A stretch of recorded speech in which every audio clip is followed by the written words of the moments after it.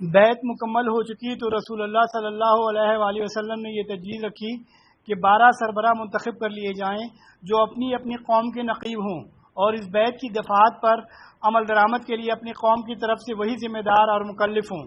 آپ کا ارشاد تھا کہ آپ لوگ اپنے اندر سے 12 نقیب پیش کیجئے تاکہ وہی لوگ اپنی اپنی قوم کے معاملات کے ذمہ دار ہوں۔ آپ کے ارشاد پر فوراً ہی نقیبوں کا انتخاب عمل میں آ گیا۔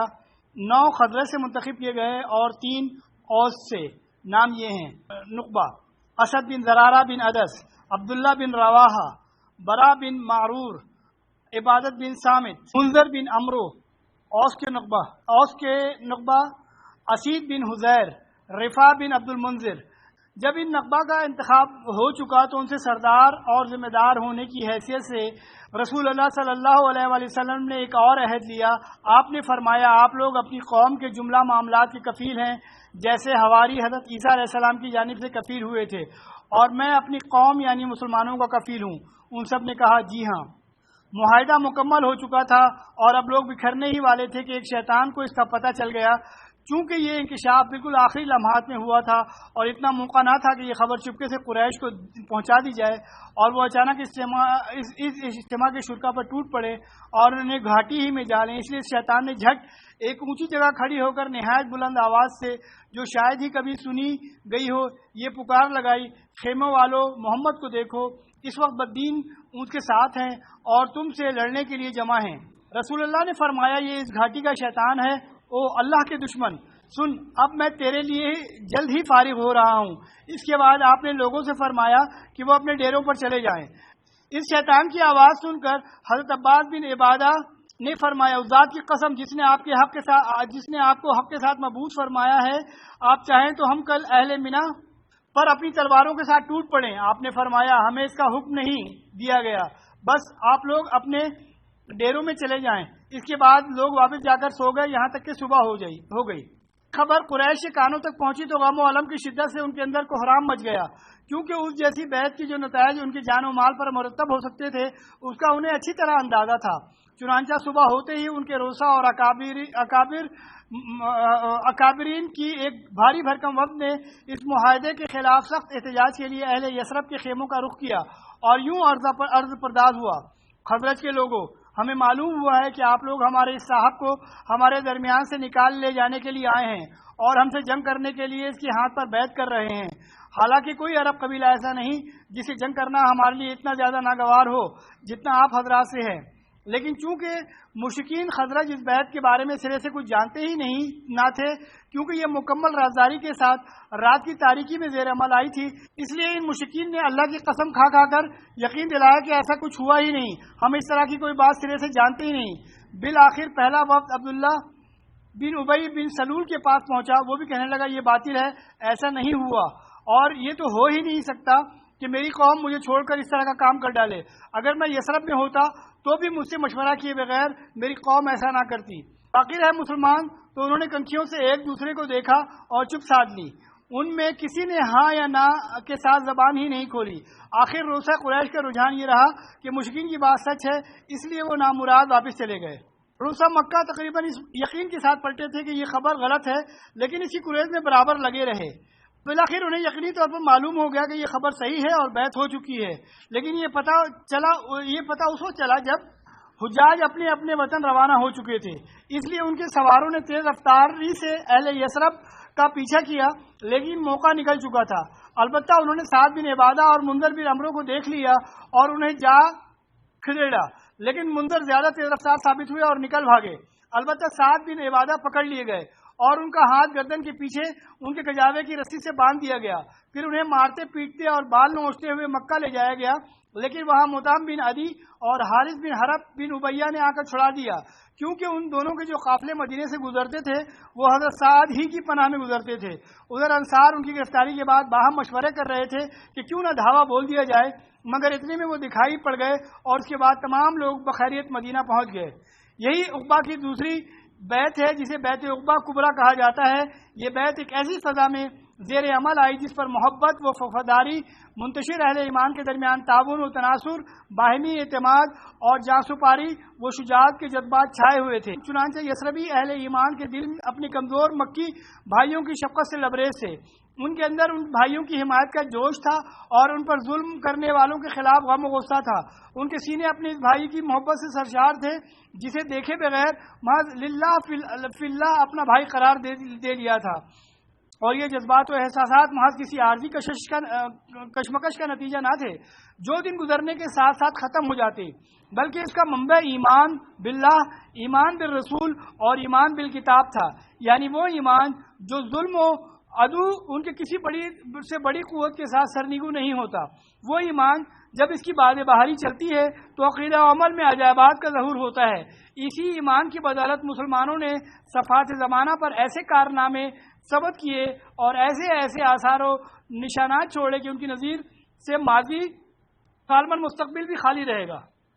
جب دوسری بیعت عقبہ مکمل ہو چکی، اسلام کفر جہالت کے لق و دق صحرا میں اپنے ایک وطن کی بنیاد رکھنے میں کامیاب ہو گیا، اور یہ سب سے اہم کامیابی تھی جو اسلام نے اپنی دعوت کے آغاز سے اب تک حاصل کی تھی، تو رسول اللہ صلی اللہ علیہ وسلم نے مسلمانوں کو اجازت مرحمت فرمائی کہ وہ اپنے اس نئے وطن کی طرف ہجرت کر جائیں۔ ہجرت کے معنی یہ تھے کہ سارے مفادات تج کر اور مال کی قربانی دے کر محض جان بچا لی جائے، اور وہ بھی یہ سمجھتے ہوئے کہ یہ جان بھی خطرے کی زد میں ہے، ابتدائی راہ سے انتہائی راہ تک کہیں بھی ہلاک کی جا سکتی ہے، پھر سفر بھی ایک مبہم مستقبل کی طرف ہے، معلوم نہیں آگے چل کر ابھی کون کون سے مصائب اور غم و علم رونما ہوں گے۔ مسلمانوں نے یہ سب کچھ جانتے ہوئے ہجرت کی ابتدا کر دی۔ ادھر مشرکین نے بھی ان کی روانگی میں رکاوٹیں کھڑی کرنی شروع کر دیں، کیونکہ وہ سمجھ رہے تھے کہ اس میں خطرات مضمر ہیں۔ ہجرت کے چند نمونے پیش خدمت ہیں۔ سب سے پہلے مہاجر حضرت ابو سلمہ تھے۔ انہوں نے ابن اسحاق کے بقول بیعت عقبہ کبریٰ سے 1 سال پہلے ہجرت کی۔ ان کے ہمراہ ان کے بیوی بچے بھی تھے۔ جب انہوں نے روانہ ہونا چاہا تو ان کے سسرال والوں نے کہا، یہ رہی آپ کی بیگم، اس کے متعلق تو آپ ہم پر غالب آ گئے، لیکن یہ بتائیے کہ ہمارے گھر کی لڑکی آخر کس بنا پر ہم آپ کو چھوڑ دیں کہ آپ اسے شہر شہر گھماتے پھریں۔ چنانچہ انہوں نے ان سے ان کی بیوی چھین لی۔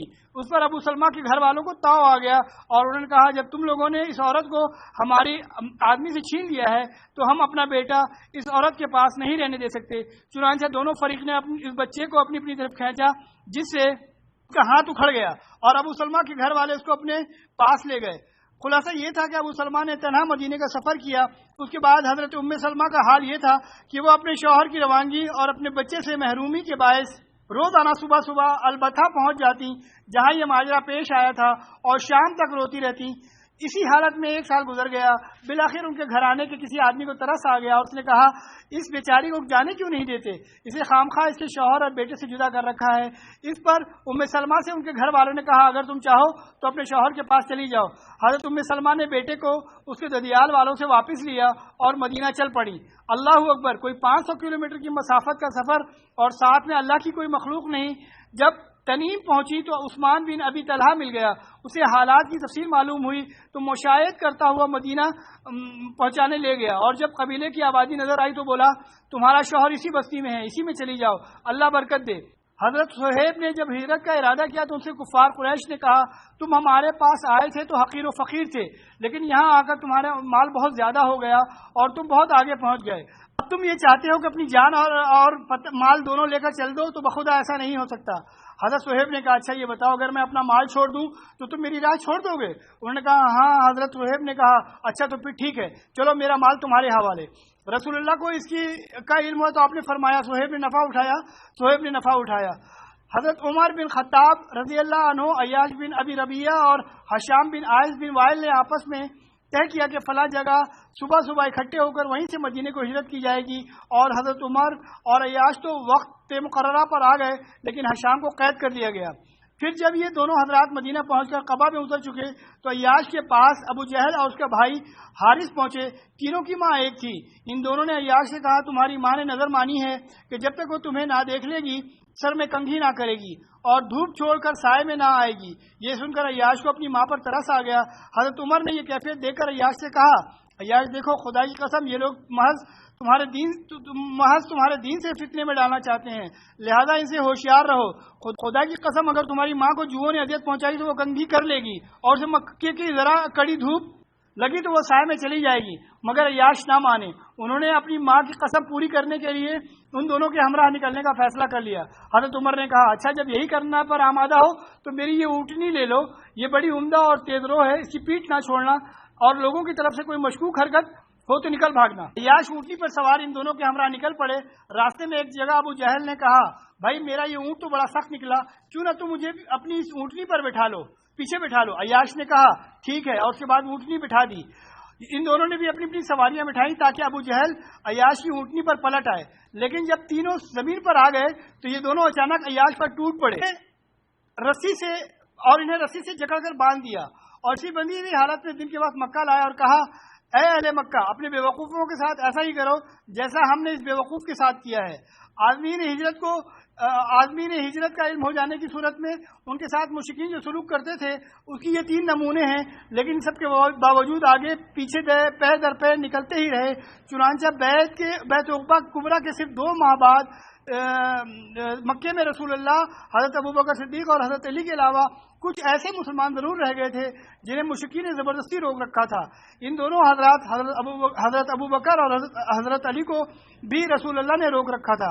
رسول اللہ بھی اپنا ساز و سامان تیار کر کے روانگی کے لیے حکم خداوندی کا انتظار کر رہے تھے.